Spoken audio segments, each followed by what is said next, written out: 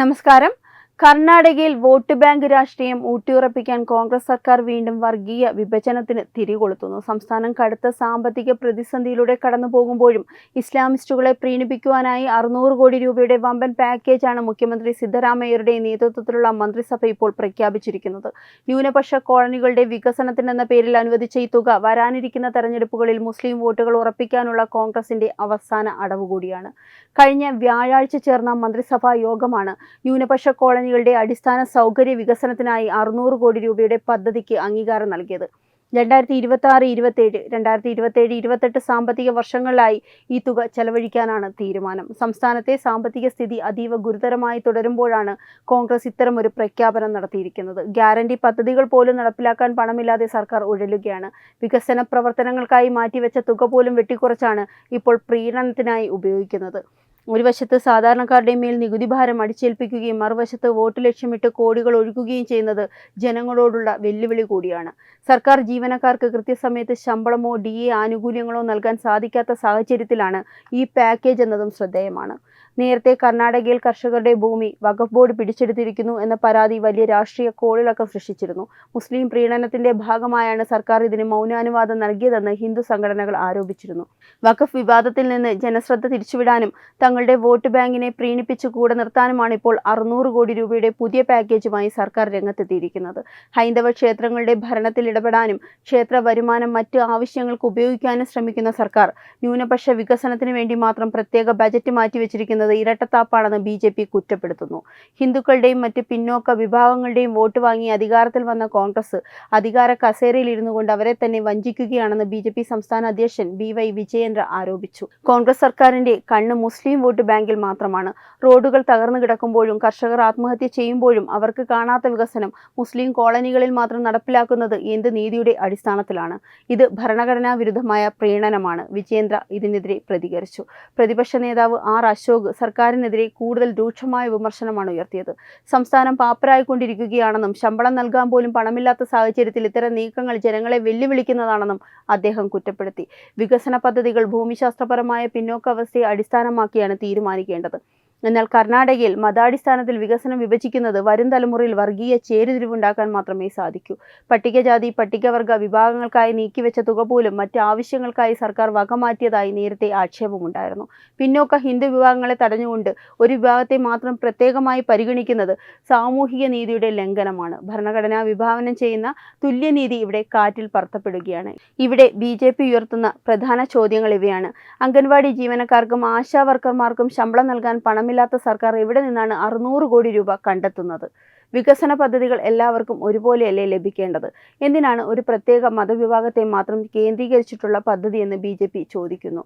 ദാവൻഗരി south ഉപതെരഞ്ഞെടുപ്പിലെ തിരിച്ചടി ഭയന്നാണോ ഈ പെട്ടെന്നുള്ള പ്രഖ്യാപനം? ക്ഷേത്രങ്ങളുടെയും ഹിന്ദു മഠങ്ങളുടെയും വികസന കാര്യത്തിൽ മൗനം പാലിക്കുന്ന സർക്കാർ ന്യൂനപക്ഷങ്ങൾക്ക് വേണ്ടി വാരിക്കോരി നൽകുന്നത് ഹിന്ദുക്കളോടുള്ള വിവേചനമല്ലേ?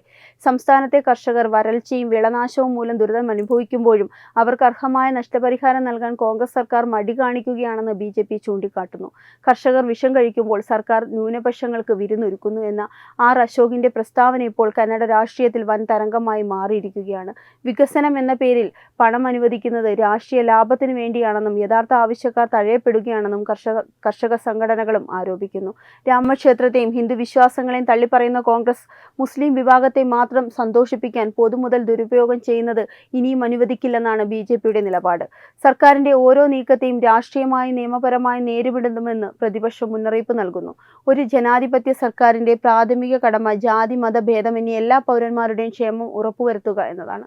എന്നാൽ കർണാടകയിൽ സിദ്ധരാമയ്യ സർക്കാർ ഭരണഘടനാ തത്വങ്ങളെ കാറ്റിൽ പറത്തിക്കൊണ്ട് ഇസ്ലാമിസ്റ്റുകളെ മാത്രം പ്രീണിപ്പിക്കുന്ന നയമാണ് സ്വീകരിക്കുന്നത്. 600 കോടി രൂപയുടെ ഈ പാക്കേജ് വരാനിരിക്കുന്ന തെരഞ്ഞെടുപ്പുകൾ ലക്ഷ്യമിട്ടിട്ടുള്ള വോട്ട് ബാങ്ക് രാഷ്ട്രീയമാണ്. ഭൂരിപക്ഷ സമുദായത്തെ രണ്ടാം തരം പൗരന്മാരായി കണ്ട് അവരെ വികസന പ്രക്രിയയിൽ നിന്ന് ബോധപൂർവം മാറ്റി നിർത്തുന്നത് സാമൂഹ്യ വിപത്താണ്. നികുതി അടയ്ക്കുന്ന ഭൂരിഭാഗം ജനങ്ങളുടെയും പണം മുസ്ലിം വോട്ട് ലക്ഷ്യമിട്ട് തൃപ്തിപ്പെടുത്താൻ വിനിയോഗിക്കുന്നത് ജനങ്ങളോടുള്ള വെല്ലുവിളി കൂടിയാണ്. സംസ്ഥാനം കടുത്ത സാമ്പത്തിക പ്രതിസന്ധിയിലൂടെ കടന്നുപോകുമ്പോഴാണ് ഈ ആഡംബര പ്രഖ്യാപനം എന്നത് ഏറ്റവും ശ്രദ്ധേയം. കോൺഗ്രസിന്റെ ഗ്യാരണ്ടി പദ്ധതികൾ നടപ്പിലാക്കാൻ പണമില്ലാതെ സർക്കാർ ഉഴലുകയാണ്. വികസന പ്രവർത്തനങ്ങൾക്കായി മുൻഗണന നൽകേണ്ട റോഡുകൾ, ആശുപത്രികൾ, വിദ്യാലയങ്ങൾ എന്നിവ ഫണ്ടിന്റെ അഭാവത്തിൽ മുരടിച്ചു നിൽക്കുകയാണ്. ഈ സാഹചര്യത്തിലും 600 കോടി രൂപ ന്യൂനപക്ഷ കോളനികൾക്ക് വേണ്ടി മാത്രം മാറ്റിവെക്കുന്നത് സാമ്പത്തിക കുറ്റകൃത്യത്തിന് തുല്യമാണ്. നയമാണ്. പൊതുമുതൽ രാഷ്ട്രീയ ലാഭത്തിനായി ദുരുപയോഗം ചെയ്യുന്ന സിദ്ധരാമയ്യ സർക്കാർ സംസ്ഥാനത്തെ കടക്കെണിയിലേക്ക് തള്ളിവിടുകയാണ് ചെയ്യുന്നത്. പാവപ്പെട്ട കർഷകരുടെ ആത്മഹത്യയ്ക്ക് പരിഹാരം കാണാത്ത സർക്കാർ വോട്ട് ലക്ഷ്യമിട്ട് കോടികൾ ഒഴുക്കുന്നത് ലജ്ജാകരമാണ്. ഹിന്ദു വിശ്വാസങ്ങളെയും ക്ഷേത്രങ്ങളെയും നിരന്തരമായി അവഗണിക്കുന്ന നയമാണ് ഈ സർക്കാർ സ്വീകരിക്കുന്നത്. ഹൈന്ദവ മഠങ്ങൾക്കും ക്ഷേത്രങ്ങൾക്കും അർഹമായ ഫണ്ടുകൾ നൽകാതെ അവയെ സാമ്പത്തികമായി ഞെരുക്കുന്ന സർക്കാർ മറുഭാഗത്ത് ന്യൂനപക്ഷങ്ങൾക്ക് വേണ്ടി വാരിക്കോരി നൽകുകയാണ്. ഇത് കേവലം സാമ്പത്തിക സഹായമല്ല, ഹൈന്ദവ സംസ്കാരത്തോടുള്ള കോൺഗ്രസിന്റെ വിദ്വേഷത്തിന്റെ പ്രതിഫലനമാണ്. ക്ഷേത്രങ്ങളിൽ നിന്നുള്ള വരുമാനം പോലും മറ്റു മതവിഭാഗങ്ങളുടെ വികസനത്തിനായി ഉപയോഗിക്കാൻ ശ്രമിച്ച സർക്കാരാണിത്. കർണാടകയിൽ സമീപകാലത്തുണ്ടായ വഖഫ് ഭൂമി കയ്യേറ്റ വിവാദങ്ങൾ നമ്മൾ കണ്ടതാണ്. കർഷകരുടെയും സാധാരണക്കാരുടെയും ഭൂമി വഖഫ് ബോർഡ് ഏകപക്ഷീയമായി പിടിച്ചെടുക്കുമ്പോൾ അതിന് കുടപിടിക്കുന്ന സമീപനമാണ് സർക്കാർ സ്വീകരിച്ചത്. വഖഫ് അധിനിവേശത്തിലൂടെ ജനങ്ങൾക്കിടയിലുണ്ടായ ഭിന്നത പരിഹരിക്കുന്നതിന് പകരം കൂടുതൽ ആനുകൂല്യങ്ങൾ നൽകി വർഗീയ ധ്രുവീകരണം ശക്തമാക്കാനാണ് കോൺഗ്രസ് ശ്രമിക്കുന്നത്. ഇത് സംസ്ഥാനത്തിന്റെ സമാധാന അന്തരീക്ഷത്തെ തകർക്കുമെന്ന കാര്യത്തിൽ തർക്കമില്ല. പട്ടികജാതി പട്ടികവർഗ വിഭാഗങ്ങളുടെ ക്ഷേമത്തിനായി നീക്കിവെച്ച ഫണ്ടുകൾ പോലും മറ്റാവശ്യങ്ങൾക്കായി സർക്കാർ വകമാറ്റിയതായി നേരത്തെ വാർത്തകൾ വന്നിരുന്നു. അർഹരായ പിന്നോക്ക വിഭാഗങ്ങളെ അവഗണിച്ച് ഒരു പ്രത്യേക മതവിഭാഗത്തെ മാത്രം ഉയർത്തിക്കൊണ്ടുവരുന്നത് സാമൂഹിക നീതിയല്ല. വികസനം എന്നത് അർഹതയുടെയും ആവശ്യത്തിന്റെയും അടിസ്ഥാനത്തിലായിരിക്കണം, അല്ലാതെ മതത്തിന്റെ അടിസ്ഥാനത്തിലാകരുത്. കോൺഗ്രസ് വിഭാവനം ചെയ്യുന്ന ഈ ന്യൂനപക്ഷ വികസനം ഭൂരിപക്ഷ സമുദായത്തോടുള്ള അനീതിയാണ്. ഇത് സമൂഹത്തിൽ അസമത്വവും അതൃപ്തിയും വളർത്താൻ മാത്രമേ ഉപകരിക്കൂ. തെരഞ്ഞെടുപ്പ് കാലത്ത് മാത്രം ഉണ്ടാകുന്ന ഈ ന്യൂനപക്ഷ പ്രേമം ശുദ്ധമായ കാപട്യമാണ്. ഭരണം പരാജയപ്പെടുമ്പോൾ വർഗീയ കാർഡുകൾ ഇറക്കി രക്ഷപ്പെടാനാണ് കോൺഗ്രസ് ശ്രമിക്കുന്നത്. കോൺഗ്രസ് സർക്കാർ അധികാരത്തിൽ വന്നയുടൻ BJP സർക്കാർ കൊണ്ടുവന്ന മതപരിവർത്തന നിരോധന നിയമം പിൻവലിച്ചിരുന്നു. പ്രീണന രാഷ്ട്രീയത്തിന്റെ തുടർച്ചയാണിത്. നിയമവിരുദ്ധ മതപരിവർത്തനത്തിന് കുടപിടിക്കുന്ന സർക്കാർ ഇപ്പോൾ സാമ്പത്തിക സഹായത്തിലൂടെയും ആ വിഭാഗങ്ങളെ വഴിവിട്ട് സഹായിക്കാൻ തുനിയുകയാണ്. ക്ഷേത്ര വരുമാനത്തിന്റെ നിശ്ചിത ശതമാനം സർക്കാർ ഫണ്ടിലേക്ക് വകമാറ്റാനുള്ള നീക്കം വലിയ വിവാദമായിരുന്നു. ക്ഷേത്രങ്ങളിൽ നിന്ന് പണം പിടിച്ചു വാങ്ങുന്ന സർക്കാർ അത് ഹിന്ദുക്കളുടെ വികസനത്തിന് ഉപയോഗിക്കാതെ ഒരു പ്രത്യേക വിഭാഗത്തിന് മാത്രമായി, പ്രധാനമായി ഇസ്ലാമിസ്റ്റിന് മാത്രമായി 600 കോടി രൂപ മാറ്റിവെക്കുന്നത് എന്ത് നീതിയാണ്? കോൺഗ്രസ് മുമ്പ് ടിപ്പു ജയന്തി ആഘോഷിച്ചും പാഠപുസ്തകങ്ങളിൽ മാറ്റം വരുത്തിയും ചരിത്രത്തെ വികലമാക്കി അന്ന് ഇസ്ലാം വിഭാഗത്തെ പ്രീണിപ്പിച്ചവർ ഇപ്പോൾ ഖജനാവ് ഉപയോഗിച്ച് അതേ തന്ത്രം ആവർത്തിക്കുന്നു. ബംഗളൂരുവിലെ ഗതാഗത കുരുക്കും റോഡുകളിലെ കുഴികളും മൂലം ജനങ്ങൾ വലയുകയാണ്. നഗരത്തിലെ റോഡുകൾ നന്നാക്കാൻ പണമില്ലാത്ത സർക്കാർ ന്യൂനപക്ഷ കോളനികളുടെ സൗകര്യങ്ങൾ വർദ്ധിപ്പിക്കാൻ 600 കോടി കണ്ടെത്തുന്നത് ജനങ്ങളുടെ സാമാന്യ ബുദ്ധിയെ പരിഹസിക്കുന്നതിന് തുല്യമാണ്. കർണാടകയിൽ സിദ്ധരാമയ്യ സർക്കാർ നടപ്പിലാക്കുന്ന ഈ 600 കോടി രൂപയുടെ പാക്കേജ് എന്തായാലും ഒരു വികസന പദ്ധതിയല്ല, പ്രീണന രാഷ്ട്രീയം തന്നെയാണ്. വെബ് ഡെസ്ക് തത്തുമൈ ന്യൂസ്.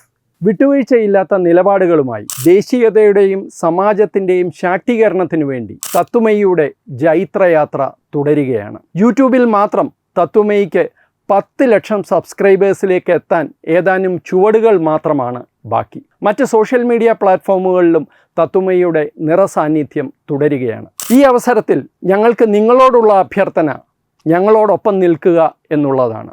നിങ്ങൾ ഉപയോഗിക്കുന്ന ഏത് സോഷ്യൽ മീഡിയ പ്ലാറ്റ്ഫോം ആണെങ്കിലും ഞങ്ങളുടെ വരിക്കാരാകുക, ഞങ്ങളെ സബ്സ്ക്രൈബ് ചെയ്യുക, നിങ്ങളുടെ സുഹൃത്തുക്കളിലേക്ക് തത്തുമൈയുടെ ഈ സന്ദേശം പ്രചരിപ്പിക്കുക. ഞങ്ങളോടൊപ്പം നിൽക്കൂ, രാഷ്ട്രത്തോടൊപ്പം നിൽക്കൂ, ദേശീയതയ്ക്കൊപ്പം സഞ്ചരിക്കൂ.